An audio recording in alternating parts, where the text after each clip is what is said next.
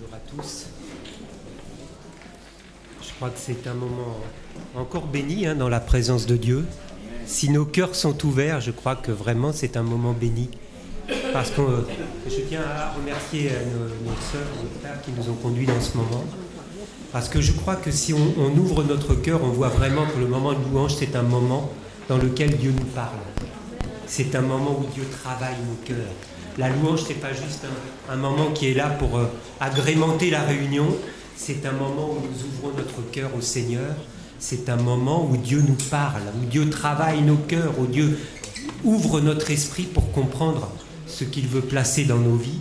Et je crois que c'est vraiment ce qu'on a vécu ce matin. Alors, que Dieu soit béni. Il est l'agneau qui ôte le péché du monde. Il est l'agneau. Beaucoup de ce nom a été cité, l'agneau. Il est l'agneau de Dieu. Alors c'est vrai qu'aujourd'hui, c'est une journée particulière, pas seulement parce que c'est l'anniversaire de Victoria, mais c'est une journée particulière pour la France, puisque c'est le premier tour de l'élection présidentielle. J'ai même entendu plusieurs fois des candidats qui ont dit que c'était un moment historique. Vous imaginez, c'est un moment historique. Et c'est vrai que différents projets nous ont été présentés pendant cette campagne, plusieurs choix de société différents. J'ai remarqué surtout qu'il y avait eu beaucoup de formules choc, des choses qui sont là vraiment pour attirer l'attention, qui marquent les esprits. Beaucoup de promesses ont été faites pour chercher à attirer les électeurs. Et évidemment, au travers de tout cela, beaucoup de choses relèvent de la communication. Beaucoup de choses relèvent de l'apparence. Alors comment faire son choix dans tout cela? Comment faire le bon choix? Dans un autre domaine, Jésus nous apporte déjà un début de réponse. Dans un autre domaine, celui des faux prophètes, Jésus nous donne un moyen utile pour écouter, pour examiner l'attitude de ceux qui nous demandent de les suivre. Puisque c'était bien ce dont parlait Jésus dans ce moment-là par rapport aux faux prophètes qui attiraient les personnes, qui cherchaient à les enseigner, à les amener dans une certaine direction.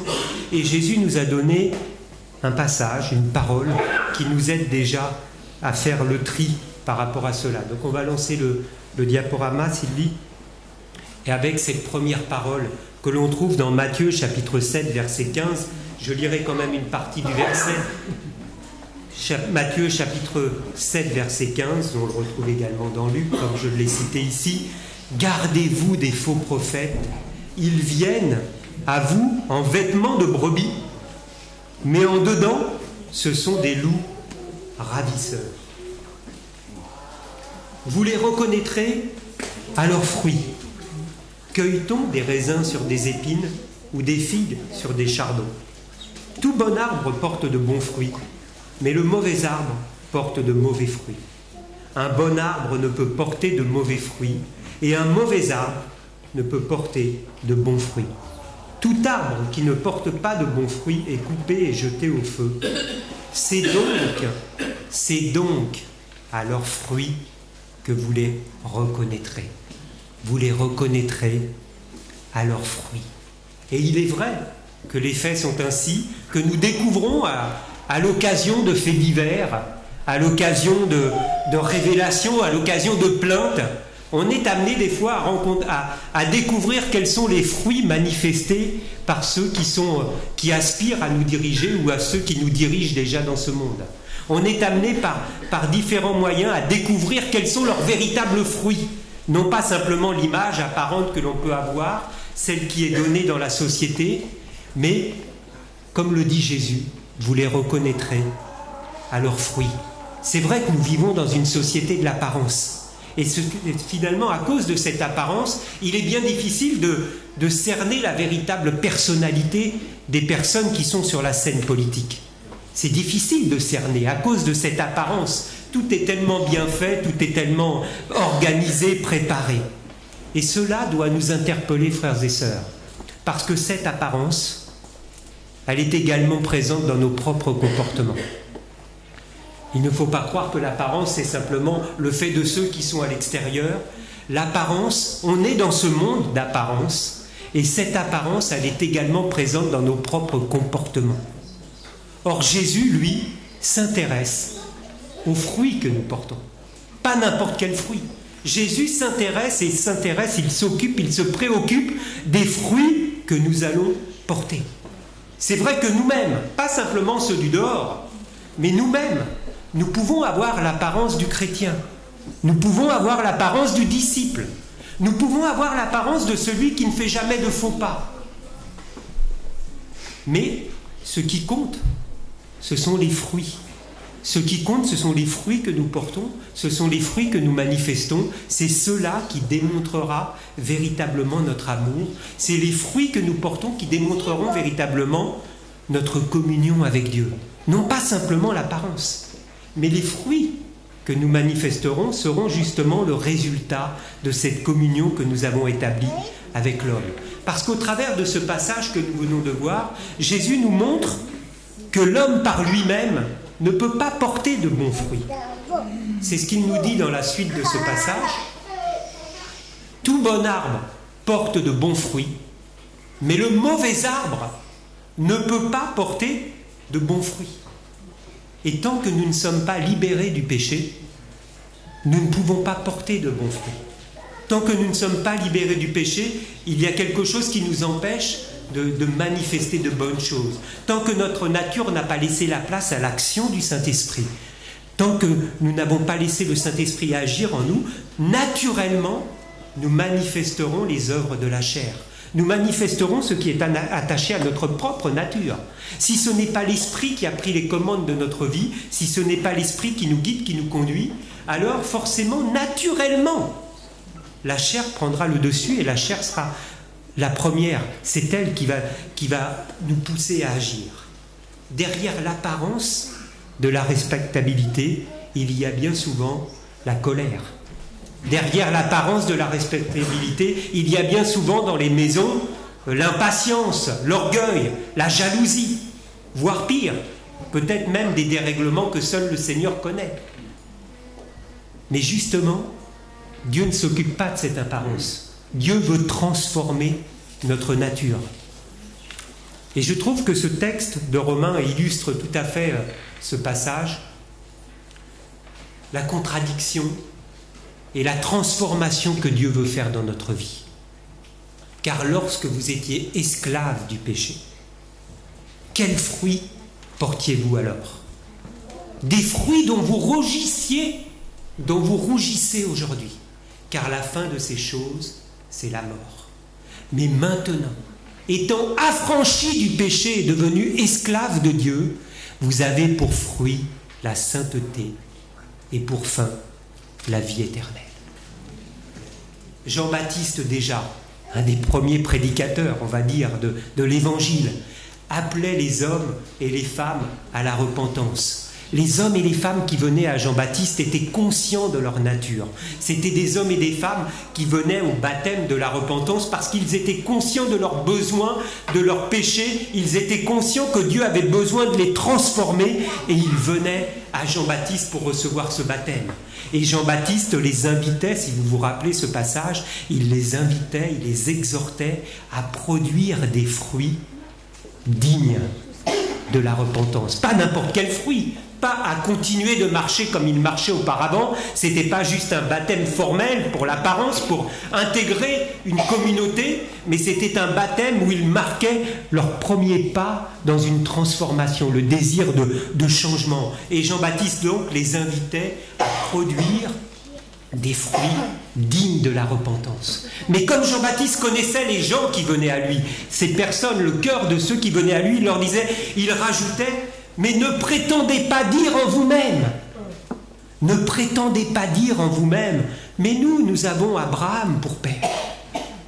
Vous voyez souvent cette contradiction qu'il y a dans notre comportement. Certains venaient à Jean-Baptiste conscients de leurs besoins, conscients de leur besoin d'être transformés, et d'autres venaient là un peu comme pour l'apparence. Ils étaient prêts même à prendre le baptême, ou certains même devaient se dire, mais nous n'avons pas besoin de cela, puisque nous avons Abraham pour père.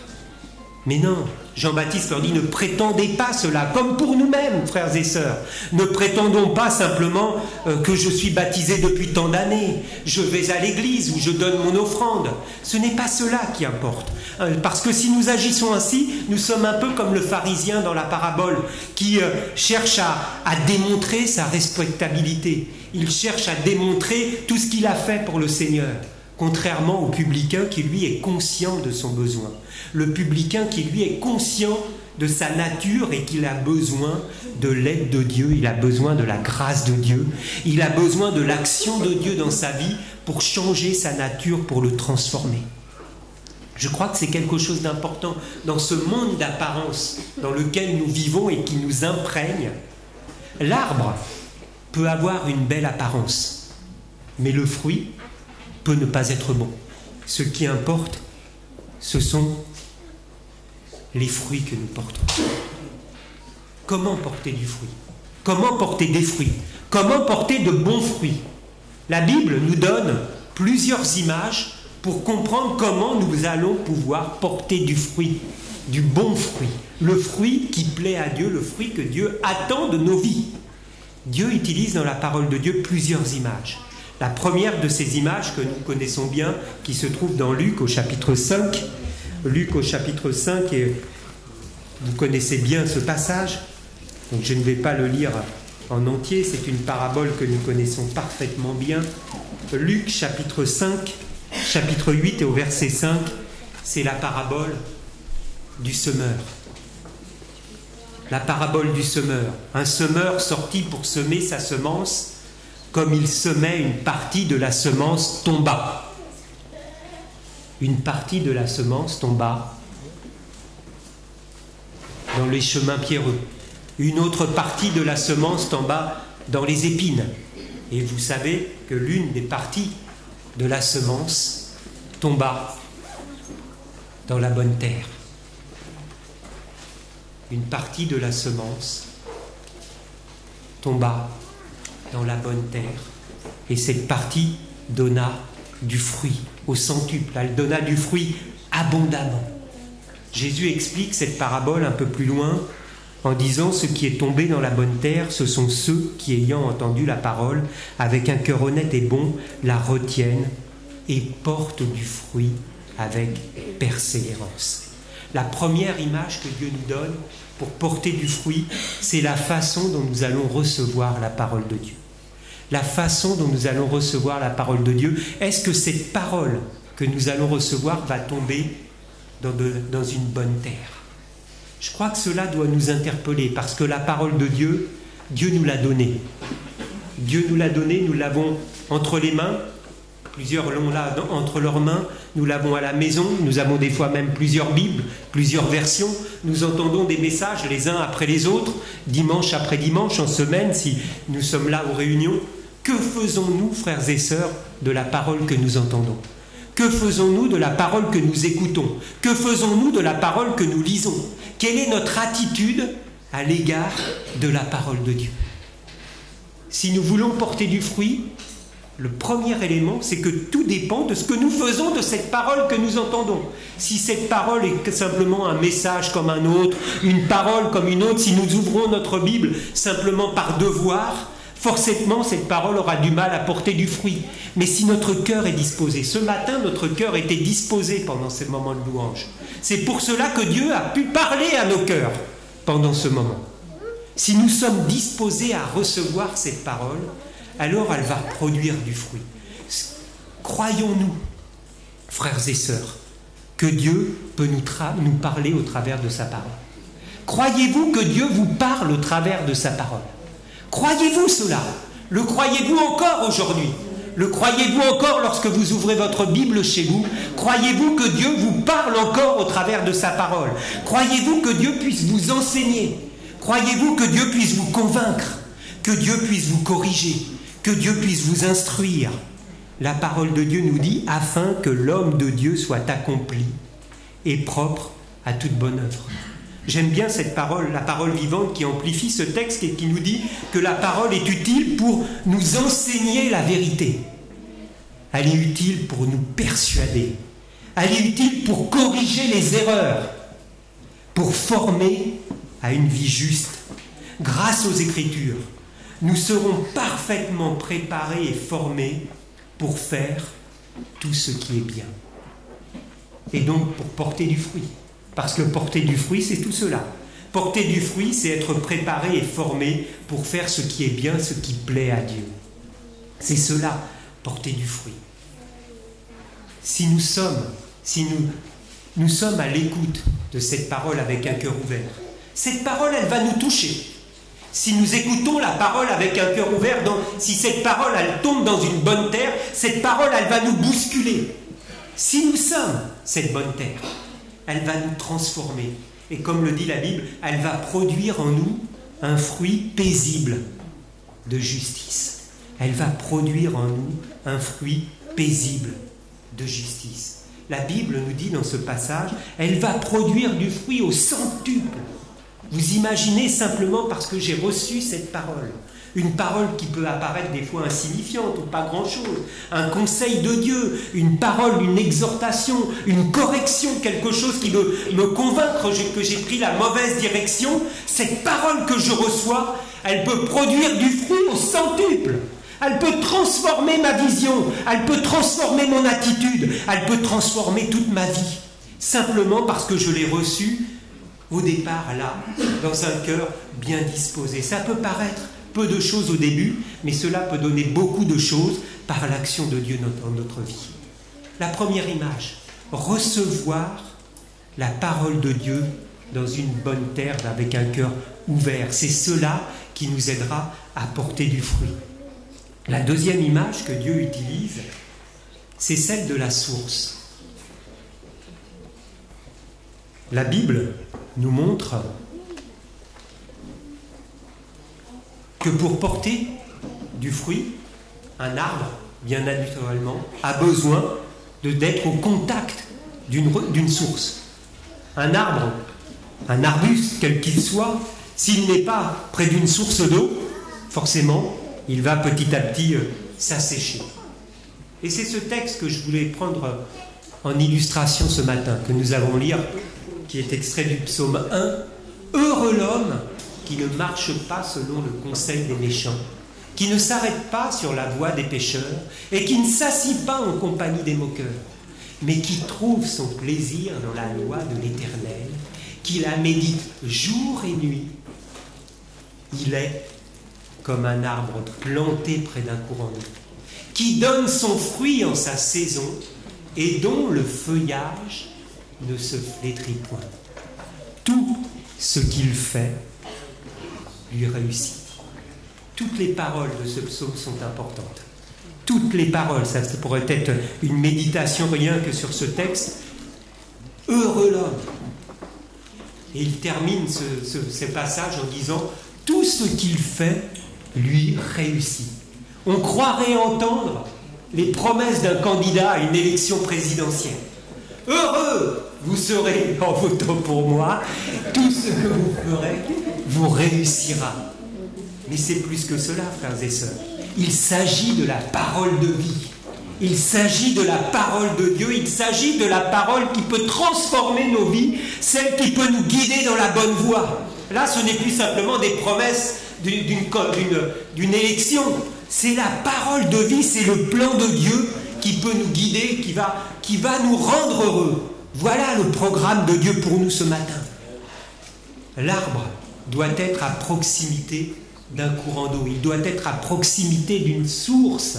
Dans un autre psaume, il est dit « Car auprès de toi est la source de la vie. » Auprès de toi est la source de la vie. Et Jésus lui-même dit « L'eau que je lui donnerai deviendra en lui une source d'eau qui jaillira jusque dans la vie éternelle. » Pour porter du fruit, nous avons besoin d'être au contact de la vraie source. Nous avons besoin d'être au contact de Jésus-Christ. Si notre communion avec Dieu n'est pas entretenue, alors vous savez ce qui va se passer. Si notre communion n'est pas entretenue avec Dieu, petit à petit, nous allons nous dessécher. Petit à petit, nous allons nous dessécher. C'est terrible ça. Et contrairement à ce qui est dit ici, notre feuillage, petit à petit, va se ternir. il ne se dégagera plus de notre vie la joie du salut. Il ne se dégagera plus de notre vie la paix et la confiance dans l'épreuve. Parce que quand notre vie est renouvelée dans cette communion avec Dieu, alors nous gardons cette joie. Nous avons une attitude dans l'épreuve qui se remarque par ceux du dehors, par ceux qui nous côtoient et qui peuvent dire cette personne, sa communion manifeste qu'elle est renouvelée dans la présence de Dieu. Moi, je peux vous dire que quelquefois, j'ai eu notre sœur Marthe au téléphone. Vous savez les épreuves par lesquelles passe Marthe, la maman d'Emmanuel. Mais quand vous l'avez au téléphone, vous voyez qu'elle renouvelle sa communion. Elle vous communique quelque chose qui manifeste que son feuillage ne se flétrit point. Tout simplement parce que sa communion est établie avec Dieu. Si notre communion est établie, cela se verra dans notre vie. Cela se manifestera parce que quand nous sommes au contact de la source, cela se voit dans notre vie. Cela se voit. Il n'y a pas besoin de dire mais moi je suis chrétien. Cela se voit. Cela se voit dans notre comportement que nous avons quelque chose que celui qui ne l'a pas est obligé de remarquer. Mais encore faut-il que nous soyons au contact de la source. Cela ne dépend pas de nos capacités de porter du fruit. Cela dépend de notre communion avec Dieu et de notre relation avec Dieu. Quand Jésus met en avant la confiance que nous plaçons en Dieu, il utilise cette image du simple grain de sénévé. Vous vous rappelez de cette image, le grain de sénévé. Ce grain qui va devenir un arbre, de sorte que même les oiseaux du ciel viendront trouver refuge et protection et habiter dans ses branches. Bien que cette petite graine soit l'une des plus petites graines, elle est devenue une source de bénédiction pour les autres. C'est ce que Dieu veut faire dans nos vies, dans la mesure où nous veillons à être proches de lui, dans la mesure où nous veillons à placer notre confiance en lui. Si nous plaçons notre confiance, si nous renouvelons, nous veillons à notre communion avec Dieu, alors nous pourrons être cet arbre qui va porter du fruit et qui pourra être une bénédiction pour les autres. La troisième image que Dieu utilise, c'est une image que j'ai abordée il y a quelque temps, c'est celle du sarment et du cep. Si le sarment demeure attaché au cep, il porte beaucoup de fruits. C'est ce que nous dit Jésus donc dans l'évangile de Jean, chapitre 15. Dans Jean, chapitre 15, je vais quand même prendre le texte. Jean, chapitre 15, il nous est dit, au verset 4, « Comme le sarment ne peut de lui-même porter du fruit s'il ne demeure attaché au cep, ainsi vous ne le pouvez pas non plus si vous ne demeurez en moi. Je suis le cep, vous êtes les sarments. Celui qui demeure en moi et en qui je demeure porte beaucoup de fruits, car sans moi, vous ne pouvez rien faire. » Si nous ne sommes pas attachés au cep, Jésus nous dit que non seulement nous ne porterons pas de fruits, mais qu'en plus nous ne pouvons rien faire. Sous-entendu, nous ne pouvons rien faire d'utile dans l'œuvre de Dieu. Nous ne pouvons rien faire, parce que bien sûr que des choses on peut en faire, si on n'est pas attaché, si on n'est pas en communion avec le Seigneur. Mais nous ne pourrons rien faire d'utile pour le Seigneur. Demeurer. Demeurer nous parle de notre engagement à marcher avec Dieu, selon sa parole et sa volonté. Cela nous parle de notre détermination à suivre le Seigneur. Vous vous rappelez sûrement de cette parole de cet homme de Dieu qui a pu dire « Moi et ma maison, nous servirons l'Éternel ». C'est ça, être déterminé à marcher avec le Seigneur. Et dans ce passage donc de Jean au chapitre 15, Jésus nous montre qu'est-ce que demeurer. Qu'est-ce que demeurer en lui? Jésus nous montre que demeurer en lui, c'est garder sa parole et la mettre en pratique. Que demeurer en lui, c'est garder ses commandements, c'est demeurer dans son amour. Ce n'est pas quelque chose d'autre, c'est simplement avoir l'engagement, avoir pris l'engagement de marcher avec Dieu. Le sarment doit être toujours attaché au cep pour pouvoir recevoir la vie. Notre attachement au Seigneur, il se manifeste par notre désir de lui être agréable. Le désir d'appliquer sa parole, d'appliquer ses enseignements dans toutes les situations de notre vie. Quelles que soient les situations que nous rencontrons à la maison, au travail, avec qui que ce soit, nous sommes toujours amenés à avoir une attitude particulière. Demeurer en Jésus, c'est prendre l'engagement, la détermination d'essayer de marcher et de lui être agréable, de marcher comme le Seigneur le désire. Et si nous manifestons cet attachement, nous pouvons être certains de la présence de Dieu en nous. Nous pouvons être certains de l'action de Dieu par le Saint-Esprit en nous. Dans ce passage, Jésus nous dit « Demeurez en moi et je demeurerai en vous ». Et lui nous fait la promesse. Il nous fait la promesse. Pas n'importe quelle promesse. Pas une promesse de circonstance. Il nous fait la promesse que si nous gardons ses commandements, il priera le Père et il nous enverra le Consolateur afin qu'il soit avec nous tous les jours, afin qu'il soit en nous et qu'il demeure en nous. Voilà les promesses que fait le Seigneur. Si nous prenons cet engagement, si nous avons cette détermination de demeurer en lui. 3 images pour porter du fruit. Recevoir la parole dans une bonne terre. Être au contact de la source et prendre l'engagement de demeurer en lui. De prendre l'engagement donc de chercher à mettre en application sa parole. De quel fruit parle-t-on ici? Jésus nous demande de porter du fruit. Le Père s'attend à ce que nous portions du fruit. Tout être humain est amené à manifester des fruits.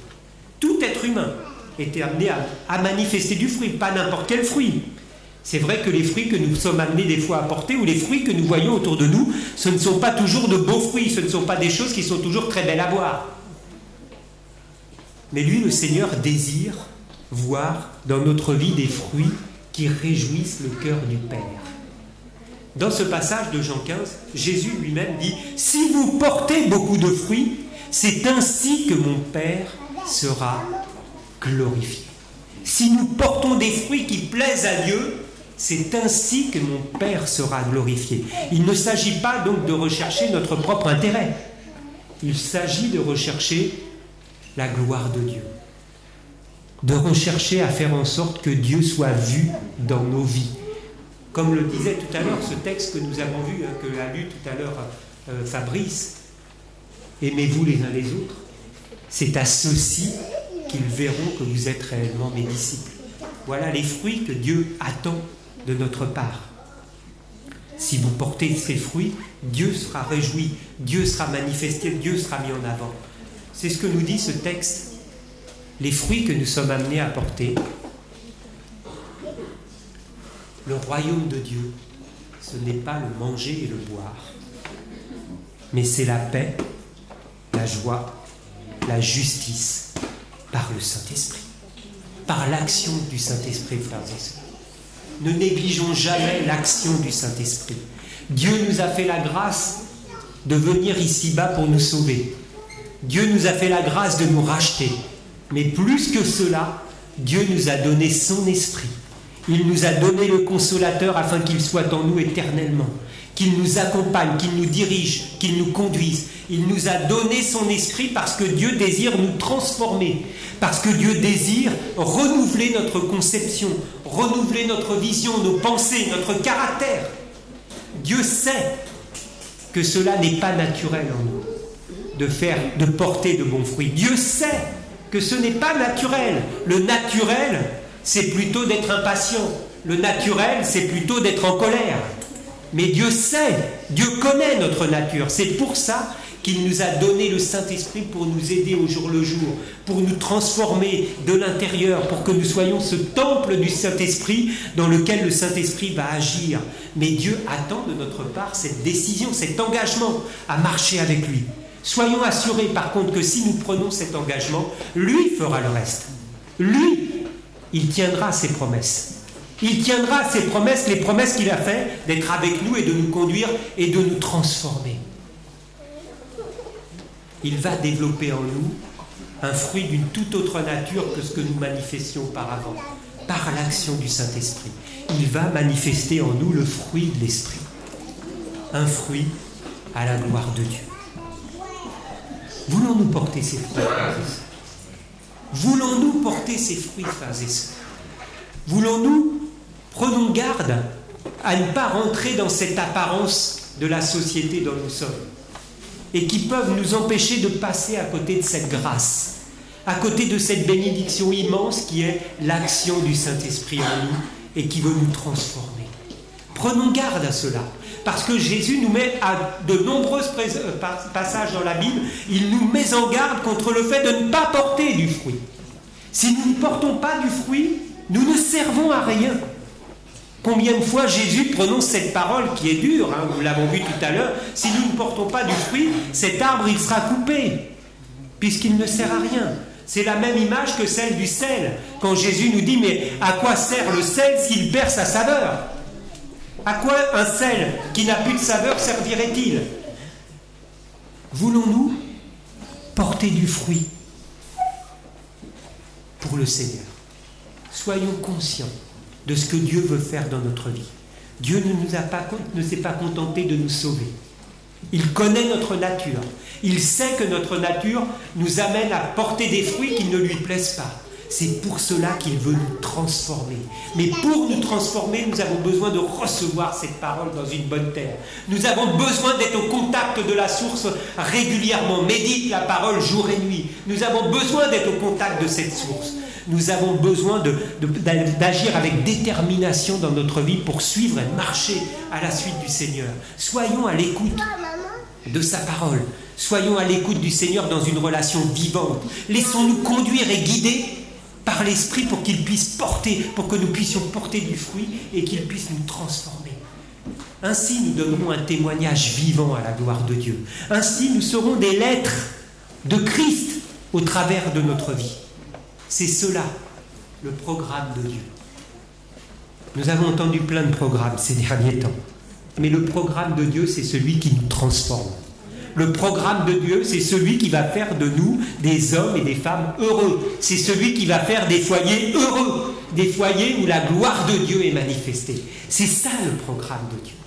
Il est mis entre nos mains. Nous avons la Bible entre nos mains. Soyons à l'écoute de cette parole et que nous puissions recevoir cette parole dans une bonne terre. Amen. Seigneur, je veux te rendre grâce pour ta parole. Je veux te rendre grâce pour ces instants, Seigneur, où tu désires nous parler, tu désires encore nous interpeller, Seigneur, nous réveiller. Tu désires, Seigneur, mon Dieu, vraiment nous bousculer. Et je te prie, mon Dieu, dans ta grâce, toi qui as tout accompli, toi qui as tout donné, toi qui as envoyé ton Fils, Seigneur, toi qui as donné ton esprit, je te prie, mon Dieu, vraiment de visiter nos cœurs et que nous ayons vraiment le désir de marcher à ta suite, que nous ayons cette joie de te connaître, cette joie de t'appartenir, Seigneur, cette joie du salut dans nos vies, Seigneur, parce que nous avons toutes les raisons, Seigneur, d'être dans la joie de te connaître et de t'appartenir. Je te prie, mon Dieu, encore, de faire ton œuvre, de te manifester puissamment dans nos cœurs, pour que nos esprits soient renouvelés encore par ta parole.